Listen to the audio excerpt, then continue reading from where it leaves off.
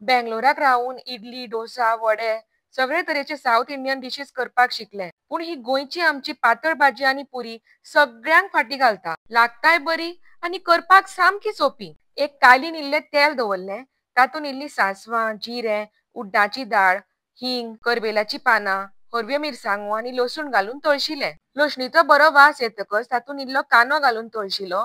मागीर इल्ले बटाट घाले आनी उदक घालून धांपून घेतलें. आनी मिडियम टू लो फ्लेमीचेर बटाट मातशे शिजयले. बटाट मातशे शिजतकच तातूंत हळदी पिठो आनी मीठ घालें आनी चाळून घेतलें. चाळटा आसतना मदीं बटाटाचे कुडके मातशे मॅश केले. भाजी शिजतकच कोथमीर घालून गार्निश केलें. ही गोवन पातळ भाजी करपाक सामकी सोपी आनी लागता सामकी रुचीक.